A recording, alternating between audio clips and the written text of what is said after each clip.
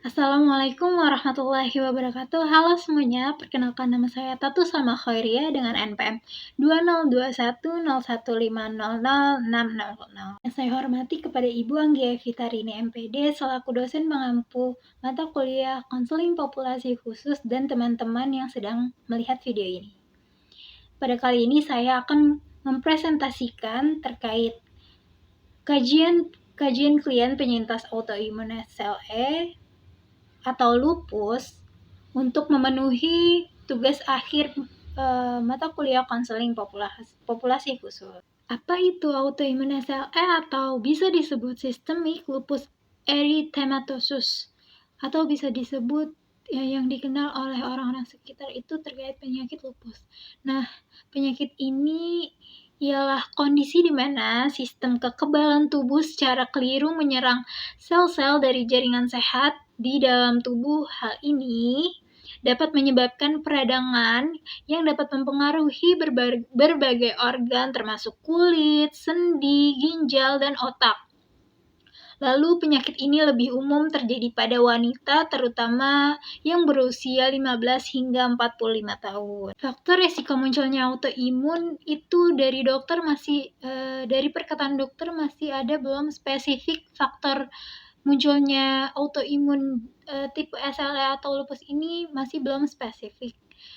Dokter menjelaskan faktor yang resiko munculnya autoimun sendiri itu terutama bisa dari genetik, itu dari orang tua, pokoknya faktor keturunan.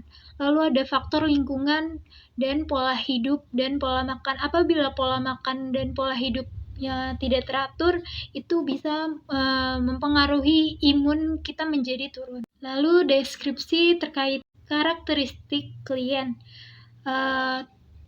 Klien ini berinisial TDP. TDP ini merupakan seorang perempuan berusia 23 tahun yang menjadi pasien penyintas autoimun tipe SLE atau lupus.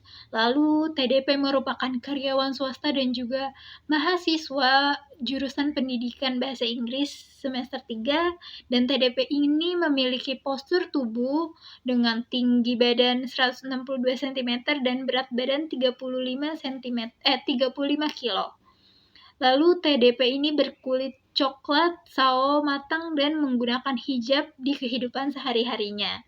Lalu TDP memiliki kondisi tubuh yang semakin baik akhir-akhir ini. Dan kebetulan TDP merupakan rekan dekat saya. Ini gejala apa aja sih yang sering muncul yang dialami oleh klien itu? Yang pertama itu ada ruam-ruam pada kulit seperti kemerahan, lalu ada nyeri sendi apabila flare itu muncul, lalu ada kelelahan yang tidak jelas penyebabnya, yang mungkin dia hanya beraktivitas kecil tapi dia merasa aktivitas yang dia lakukan itu berdampak capek pada tubuhnya yang berlebihan. Lalu ada sensitivitas terhadap sinar matahari. Orang penyintas autoimun tidak terlalu bisa terpapar oleh sinar matahari. Lalu ada penurunan berat badan yang sangat drastis. Lalu ada demam tanpa sebab yang jelas, dan itu biasanya demam seperti tipes ya. Demam itu biasanya muncul dari sore hingga malam. Lalu ada sariawan. Kebutuhan klien. Yang pertama itu obat-obatan. Orang penyintas autoimun ini tidak bisa lepas dari obat-obatan, dan minum obat-obatannya ini harus tepat waktu. Lalu dengan dia minum obat-obatan itu tidak terlalu efektif. Diseimbangkan dengan merubah gaya hidup. Lalu klien kontrol rutin selama sebulan sekali, dan perlu dukungan dari orang tua dan sahabat untuk tetap semangat dalam menjalani proses pengobatan ini. Lalu layanan BK yang tepat untuk klien penyintas autoimun apa aja sih?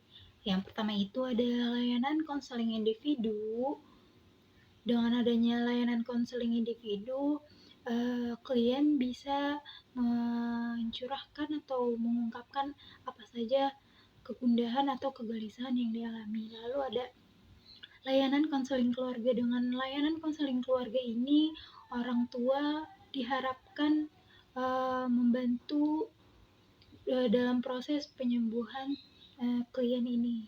Lalu ada layanan informasi, lalu yang keempat ada layanan konseling kesehatan, lalu yang terakhir ada layanan bimbingan dan konseling kelompok.